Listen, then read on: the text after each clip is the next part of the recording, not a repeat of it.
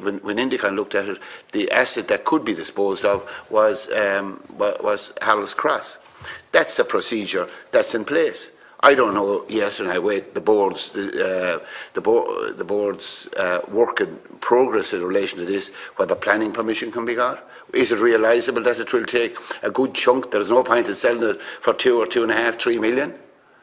So you look at that. However, if it comes to a situation that is worth 10 or 12 million, it cuts the debt in half and puts the industry in a real good place into the future, then it is a sensible thing to do. So I think that's work in progress, and we wait the outcome of all that process. I understand that, well, according to Indicon, you were supposed to, and I'm sure you have, put in place a process to look at the rezoning of Harold's Cross. Obviously, the value is based on it being rezoned. At the moment, it's amenity zoning on it. Can you give us a progress report on where that is in terms of having the property rezoned? Because without rezoning, it's not going to reach the potential of the 10 million. I think you mentioned yourself, or somebody mentioned today, a potential price on it.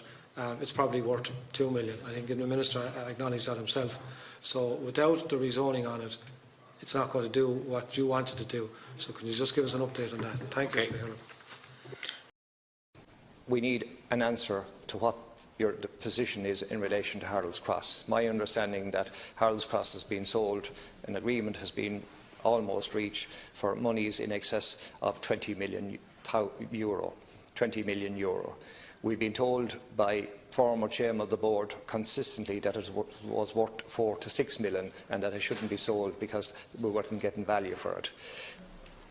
Well, can I say that at the meetings that we regularly attended, both privately and publicly, we've been all the time told that Harold's Cross wasn't worth selling, that it was valued between 4 and 6 million. And I and other public representatives have been lambasted, but my theory is very simple, that the board needs to spend its money. At the moment it's servicing a debt and it's paying an interest bill of 1,150,000 per year. As a result of that, there is no money left for marketing or for promotion of the industry, and breeders and trainers are suffering as a result of that. So the issue of the debt needs to be resolved, and I think you should be asking the board for their solutions in relation to that urgently. It was a 3-page report on the issue of the 23 million secured for the sale of the Harold's Cross to the Department of Education. And we have clarified that land is zoned Z9 open space. No LAP was prepared in advance, but Mr Murnane's comments now here this morning, they are very interesting. The department officials walked this site in 2016, and that also the site was explored for alternate uses. But notwithstanding, no LAP, no local area plan was prepared in advance. So do you believe, can I ask you, was a proper price paid for this land?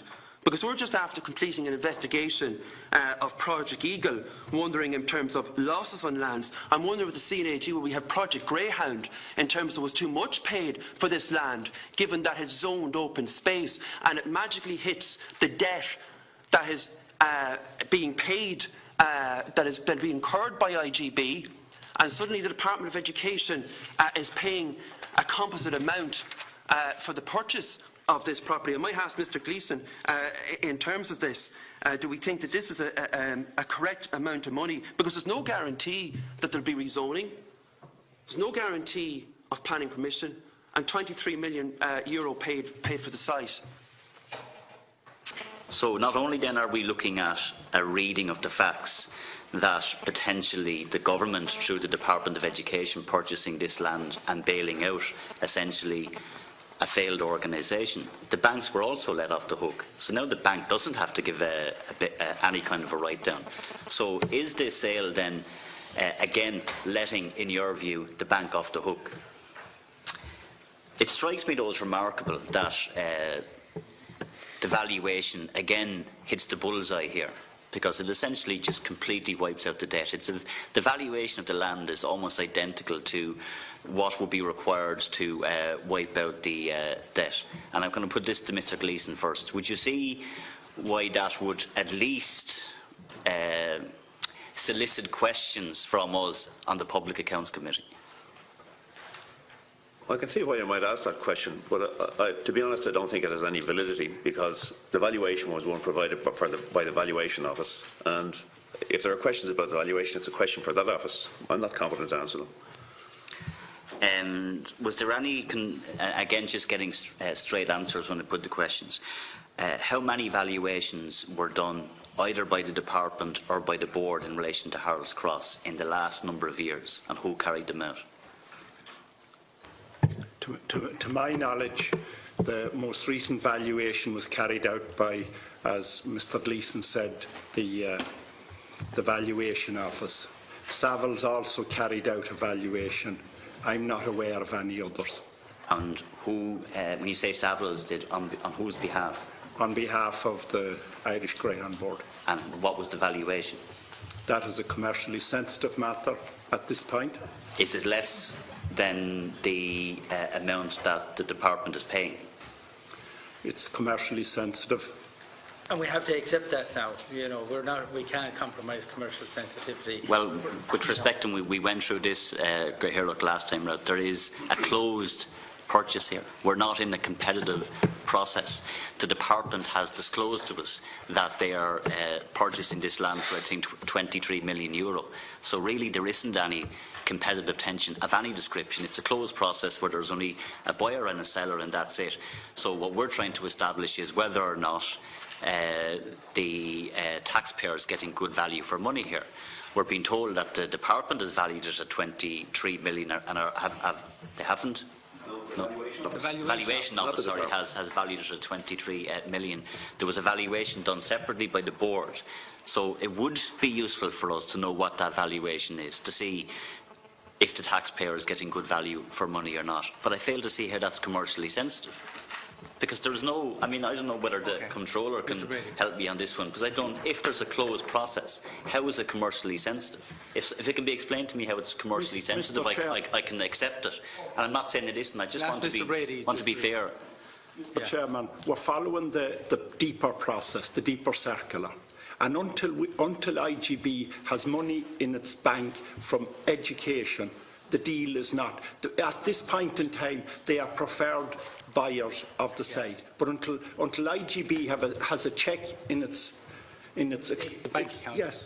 So to explain just on that now, and just on that, the preferred bidder status, when the transaction is completed, that's one issue. If this preferred bidder doesn't complete the transaction, they're back on the market again, and if to disclose that information, it could compromise the situation in case it's not going. Deputy McSharry. And it's a matter, Chairman, that I think we should bring education in to talk about the purchase price of that particular site, but also this, because as an auctioneer, and having not viewed the site, and I know that you can't give the Savills valuation. The current value of Harold's Cross at 6 acres with its current zoning is probably 750,000 an acre. With the appropriate zoning to allow for institutional use, the market value is probably £1.5 million an acre, which is all very, very substantially less than 23 million. And you mentioned the rehab site, and it is ironic because similarly, while those values would apply, and that was in Sandyford, I think, which wouldn't be as good an area in terms of property values, the Department of Education paid over 5 million per acre for institutional zoning for a site that there was a listed building on, which again, to my mind, is a multiple of the value per acre. So I think there's a major value for money issue here, and the fact that there is the coincidence of your entire debt having to broadly match the profile of the proposed purchase price. Can I ask, in terms of the split of the 13 and 10 to be worked out subject to contract, as Mr. Murnane said, is there a structure to the deal that, look, if you don't get zoning, we'll give you 13 and not the additional 10? There's not.